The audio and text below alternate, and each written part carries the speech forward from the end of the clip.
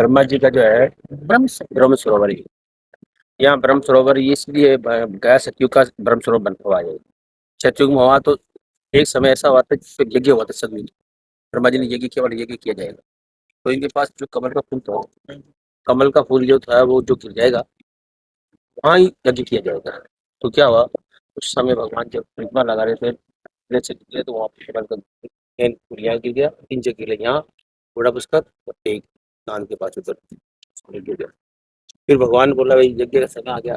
68 68,000 जो है 68,000 जो है ऋषि मुनि थे साथ में थे। साथ में उन्होंने किया कि अब यज्ञ किया जाएगा। वो जाओ, नारायण मुनि से बोला भगवान, जाके बोलो माता को, सावित्री माता की, सावित्री जी पहली पत्नी थी उनकी, वो जाओ और यज्ञ किया जाएगा और माता को तैयार करना है। समय होने वाला। उन्होंने उसी समय नारद मुनि ने सोचा ऐसा समय कभी आएगा नहीं, हम सबसे मजाक करते हैं, इस बार अपनी पिता से मजाक कर लेते, माता पिता से, कि यहाँ दो भूमि जो एकदम है, यहाँ पे याद तीर्थों के लिए हो जाएगा। उन्होंने कुछ बोला नहीं। अब समय थोड़ा पास में आया तो उन्होंने ये बोला जाओ यज्ञ समय होने वाला आओ। तो वहां गए तो वो जब मौलाना ने बोला, ये बोले जब यहाँ रही माता सावित्री जो माता जी, तो ऐसा करो जाओ यहाँ से कहीं भी आप जाओ।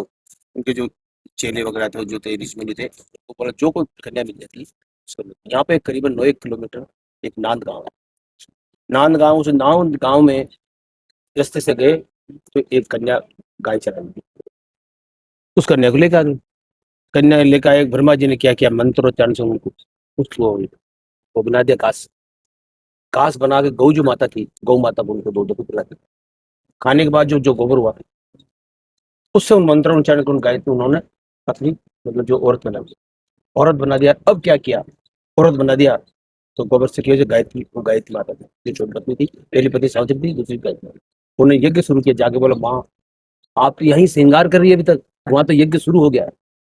बोला यज्ञ शुरू ऐसा हो नहीं सकता। बोला पहला जब पत्नी के बिना कभी कोई भी काम मिले, शादीशुदा पत्नी के बिना कोई यज्ञ यज्ञ शादी ब्याह कुछ भी नहीं होता, मांगलिक कार्य को कोई नहीं हो सकता बिना पत्नी के। वो आई यहाँ पे और जब उन्होंने माँ ने पूरा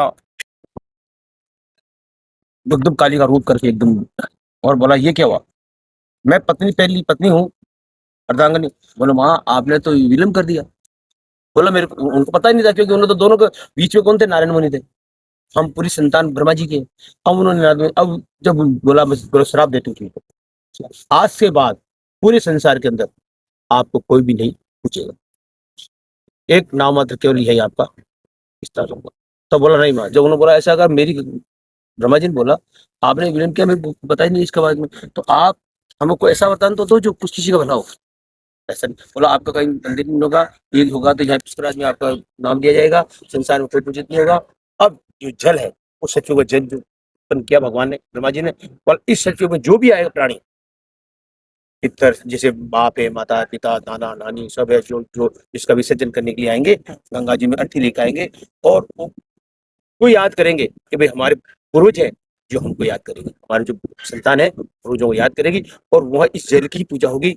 और जल की पूजा उसी समय सबसे सतयुग के समय जो भी हुआ है, ब्रह्मा जी का वासा यहाँ है, और भगवान काशीनाथ में भगवान भुवनेश्वर का, और वृंदावन में विष्णु भगवान का वासा। तो यहाँ पर उस समय सतयुग से इस जल की पूजा होती है, और जल के ही मान्यता, जल से जब हम मांगते हैं तो हमारे पिता माता पुत्र जो भी है उनको जल दिया जाता है, और वही ज्ञान किया जाता है। ये है ब्रह्मा जी का जो है